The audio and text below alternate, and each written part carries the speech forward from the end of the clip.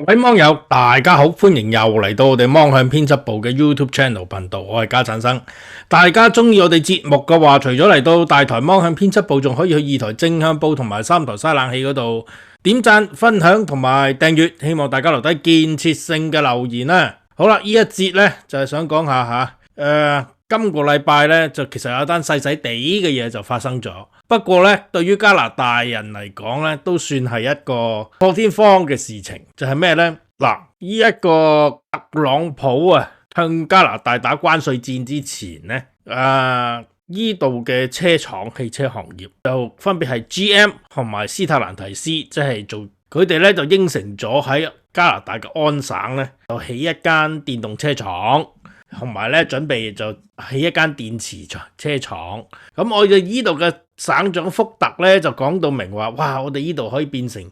北美電動車汽車業嘅中心樞紐啊，好勁啊，係嘛？威到無倫啊，係咪？但係點知到咗當呢個特朗普話要打關稅戰咯，咁咧喺10月嗰陣就發生咗兩件大事嘅，就係斯特蘭提斯車廠同埋 GM 車廠攞咗政府補貼我哋呢度嘅安省政府同埋聯邦政府俾咗嚿錢佢叫佢喺度起廠。而家佢竟然話我哋要翻鄉下，翻去美國啦，我唔會再喺度整啦咁喎。哇！而家風雨飄搖之際，你加拿大政府見你咁樣食佢夾棍，當然嬲啦。終於忍無可忍，史無前例咁向呢兩間公司發出違約通知，就準備告上法庭咯。老實講，文藝啲咧就叫做違約啊，咁現實嚟講，梗係叫做過橋抽板咯。再難聽啲就叫做詐騙啊。但係即係可以咁講，一邊就收咗加拿大納稅人嘅錢，一邊咧就納咗啲錢就走佬南下去翻特朗普嗰邊美國嗰度驚咗佢關稅維持唔到，咁結果就成條原本應承咗加拿大嘅生產線就搬翻晒去伊利諾州尤其是斯特蘭提斯呢單嘢咧，其實已經進展到唔止係商業糾紛咁滯噶啦，可以話係去做美加貿易戰咧嘅開打嘅一槍。因為呢單嘢喺10月發生嗰陣咧，係令到加拿大真係個士氣係好打擊好大嗱。但係咧，如果睇翻過往嘅歷史嘅話，其實啲美國嘅車廠咧係好興做呢啲嘢，唔能夠全部怪晒特朗普㗎基本上佢喺全世界任何嘅地方西方世界由澳洲到歐洲再到加拿大，佢哋嘅劇本根本都係一模一樣，威脅走人攞聯邦補貼，攞完之後關廠大吉再走個人，分分鐘未冇開個廠都走人咁係衰到無倫嘅。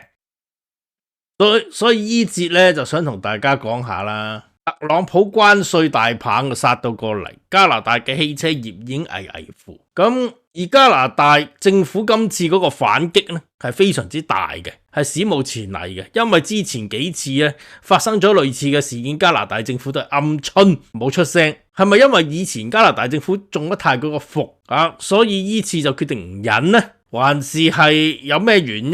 唔忍去諗住告呢個咁嘅車廠呢？咁我哋呢一節就同大家講下啦。首先呢，我哋就同大家講翻成件事嘅來龍去脈先。就根據而家嘅環球郵報等等嗰啲都講噶啦。呢個斯特蘭提斯廠即係擁有呢個 Jeep 嘅母公司，同埋加拿大政府咧，其實幾年前就簽咗約嘅，應承咗咧喺安大略省嘅 Brampton 工廠，即係三哥所在嗰個灘，生產一個新嘅 Jeep Compass。咁咧，加拿大政府嘅聯邦咧就同省政府就承諾會撥5億2900萬加銀去補貼嘅，其中2億2200萬咧就入咗車廠袋噶啦。錢就入咗個袋咯，咁啲車咧結果連影都冇衰格到佢咧，真係。因為咧喺斯特蘭提斯喺2個月前突然間宣布話，因為我哋要避開咧美國即將實施嘅25% 入口關稅，我哋決定唔喺度起廠啦，搬去美國伊利諾州工廠度做啦。喂，咁 Brampton 嘅工人又點先？咁佢哋就話啦 ，sorry 咯，你哋想繼續做，咁啊你哋咪揸架車400公里去 Windsor 工廠翻工咯，或者揾個第二份啦。我都好無奈噶，咁樣講。而同時間，除咗斯蒂蘭提斯之外呢 GM 廠啊，通用汽車都係做埋啲咁嘅衰嘢嘅。喺 Brampton 市就生產一個叫做 BladeDrop 嘅電動貨車但係呢，即係老實講，你 GM 做電動貨車即係冇乜人要嘅，因為其實係個文化上嘅原因啊。佢哋認為呢啲電動車唔夠力，唔夠 man 啊。另外呢，電動車梗係要揾中國啦，你 GM 廠邊有人想買啊？結果蝕得滯，搞到庫存大多賣唔出，仲有4000架車咧喺度曬緊太陽，所以啦，我咪話，我執咗佢啦，冇辦法啦蝕本生意冇人做噶嘛，咁我嬲起上嚟，就搞到1100個工人失咗業啦。於是我哋呢度嘅前外交部長，而家嘅貿易部長係工業部長對唔住，喬美蘭女士咧就反應好大，佢接受訪問嗰陣就咁講嘅，我哋而家準備去告斯蒂蘭提斯車廠。佢咧就形容今次美國嘅關稅係一次攻擊，仲話咧唔會俾車廠攞完着數就走嘅。而呢單嘢咧係引起好多人嘅震驚。點解呢？因為其實我哋頭先講過車廠攞完錢走唔係第一次呢班衰工係成日都咁做嘅。根據呢個列表其實就係咁嘅。首先成件事非常之離譜，斯蒂蘭尼斯攞咗2億2200萬，話走就走，政府發違約通知書就告 G7 國家7大工業國家嘅跨國企業，其實已經證明咗咧雙方已經即係撕破臉噶啦。但係最恐怖咧唔係違約，而係佢哋根本就成日做埋呢啲咁嘅衰嘢。呢個咧係可以被人稱為 pay and quick 嘅劇本嚟嘅。首先我哋頭先都講過，絕對唔係第一次睇呢個列表就知啦。佢哋咧有一個操作程序嘅即係攞錢就走。我哋由近期嘅講開先，再講到遠啲。首先咧，2009年嗰陣咧就有金融海嘯，當時咧加拿大政府同埋安省政府咧就俾咗108億加紙去救 GM， 結果咧呢間衰公咧有成28億就冇還過錢嘅。當時係哈帕年代即係當係呆幻象撇咗就算，話就係話為咗保住就業咁冇幾耐去到2018-19年 GM 廠照樣宣告我哋又要關廠啦，喺我哋奧沙華市嘅工廠。後尾咧就轉咗型，但係當時係話我哋要全撤，你俾錢我先繼續做，即係話咧其實佢哋成日就用話我哋撤廠關廠做威脅，就逼政府就俾錢佢。佢哋賺翻錢之後咧，仍然想裁員就係裁員。而呢一次 GM 廠嗰個電動車 BladeDrop 間廠咧，又係咁樣嘅，等咗10幾億入去轉型話做 EV， 做咗1年都冇就話賣唔去要停產要執笠嘅劇本，根本就係照舊嘅。而其實咧喺其他國家咧都有類似嘅事發生噶噃。睇下呢個澳洲睇呢度澳洲喺澳洲咧曾經有自己嘅汽車工業 ，GM 旗下咧就有一個叫 Holden 霍頓同埋澳洲嘅 Ford， 喺幾十年入邊咧分別就攞咗澳洲政府20億澳幣同埋10億澳幣嘅補貼，好勁噶喎。但係結果咧 Ford 喺2016年嗰陣就關門大吉而 GM 咧都喺2017年嗰陣就關埋廠，即係兩個好似係孖兄弟咁。而 GM 咧就仲絕，佢唔單止關埋個廠去到2020年，連呢一個澳洲嘅百年品牌Holden 都殺埋，就搞到咧冇晒汽車，本地汽車生產。嗰時咧成日話要同中國鬥嗰個Morrison 嗰個總理摩總就嬲到爆嘅，就話 GM 廠攞完錢咧就有得個品牌借咗，而家搞到澳洲一架車都出唔到，徹底去咗呢個汽車工業，冇咗成個衰到咁。其實咧 GM 廠係特登嘅即係整到你冇汽車工業，咁我咪可以下次捲土重來咯，好衰噶。嗱，呢樣咧都唔得人驚喎，唔係嗱，講完加拿大，講完澳洲啊，下一個苦主咧就係嚟自歐洲啦。歐洲嘅工會好勁噶嘛，唔好以為咁就會好喎，但係對住歐洲其實一樣係冇情講。Ford 咧喺比利時咧就有間廠嘅，又係攞咗幾百萬歐羅嘅地區援助，之後冇幾耐，2014年又着草走在西班牙。嗱，佢咧以前咧就有呢個 Opel 喺德國咧開間廠，又係攞咗幾十年嘅政府津貼，到2014年一樣係要拉柴執笠，結束咗人哋52年嘅歷史。喂，喺歐洲有得 GM 就唔少啫，有福特汽車廠咧就係咁嘅政府幫佢起好晒所有嘅設施開呢個 Focus 廠，但係佢喺今年2025年一樣嘅話，哎呀，我哋啲車賣唔去，要停產就搬去西班牙。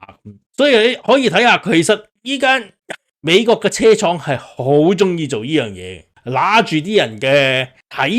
睇定你嘅政府係好需要就業，於是就問你嘅政府攞錢，然之後攞完就走，係好乞人憎。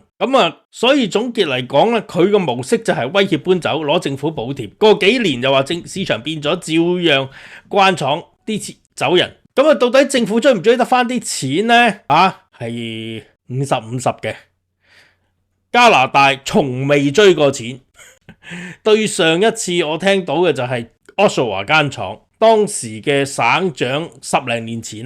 就係呢個 McQuinty 地方安省省長 McQuinty 蝕咗2-3億俾佢。而而家咧 Oshawa 呢個灘咧，如果你去佢嘅市中心咧，係好恐怖啊，癮君子嗰啲喺晒度啲廁所一陣壓除個地咁好恐怖下。咁可以知道其實都幾爛㗎但係咧，其實卡尼政府點解今次要發脾氣告嘅？因為恐怕如果再忍再唔告呢個汽車廠咧，第一嘅對於加拿大人嘅士氣打擊好大，第二恐怕會成為下一個澳洲，即係搞到咧汽車工業渣都冇得剩咯。嗱，講到呢度咧，就梗係要講下加拿大而家最大嘅仇人特朗普啦。有樣嘢係可以肯定嘅，就係呢一次兩大車廠話要執包袱走呃咗加拿大人錢咧，特朗普絕對係一個重要嘅因素。如果佢冇話要搞嗰25% 嘅關稅咧，佢哋就未必會有呢個藉口話會走頭。不過有特朗普呢個關稅做藉口咧，25% 佢於是嗰啲咁嘅死人頭車廠咧就可以話唔係我想走噶，係特朗普逼我噶。佢哋就可以利用呢個地緣政治上嘅問題，就掩蓋咗佢哋咧嗰種不嬲都係忘恩負義、背信棄義嘅人渣造作咯。而而家咧好明顯噶啦，特朗普呢壇嘢搞到加拿大嘅汽車工業渣都冇咧，基本上就係想加拿大產業空心化，然之後繼續壓榨加拿大，睇下可唔可以令加拿大跪低做51州。但係政府咁樣做嘢即係而家要狀告呢個汽車呢兩大汽車廠咧龍頭咧，甚至咧就係話要減咗佢哋入口免稅嘅配額咁樣講。但係其實咁樣做咧會有一個問題嘅，就係會好似美國人咁搞呢個關稅，令到加拿大人買車就會貴咗。不過當然啦，唔敢報復下嘅話咧，你呢個兩大車廠就繼續當加拿大係水魚噶啦嘛。而其實卡尼好多人就咁諗住咁講嘅話，卡尼政府告唔告得入噶？大佬，人哋車廠有好多謀臣嘅，好多律師嘅，會唔會基本上係做場戲噶？而家開始有人咁講。而且質問，喂，佢呢班友仔唔係第一次做背信棄義嘅事噶啦，你睇下唔單止加拿大啦，喺澳洲同埋歐洲都做過，但係都冇上身。點解加拿大呢一次簽合約嗰陣冇吸取教訓呢？點解冇寫死呢？會有回撥機制嘅呢？而家開始有人咁質，但係我就相信加拿大政府呢係以前未必有寫，而家應該都已經寫咗。如果唔係嘅話，係唔會話突然間要告你呢兩間嘢，甚至話要將佢哋嘅入口啊，針對佢哋入口車廠嚟打關稅。我相信係有後手而咁樣講，因為卡尼政府，我仍然對佢有啲信心嘅。而其實而家好明顯，成個加拿大汽車業嘅生死存亡呢，唔係呢個月可以搞得掂啊，而係已經牽涉到下年啊，所謂美墨加自由貿易協定嘅審議嚟決定嘅。我哋嘅鋼鋁材落去美國已經係要打重關稅，而呢一次嘅汽車業撤離呢，其實我相信呢兩間工廠都承受咗一啲特朗普嘅壓力，目的就係要向加拿大施壓喺談判上面，即係話嗱，你唔讓步啊，咁啊打你汽車關稅咯，睇你仲有幾多架汽車工廠要執笠落嚟，咁好大鑊噶。咁啊好在新近呢就有好消息嘅，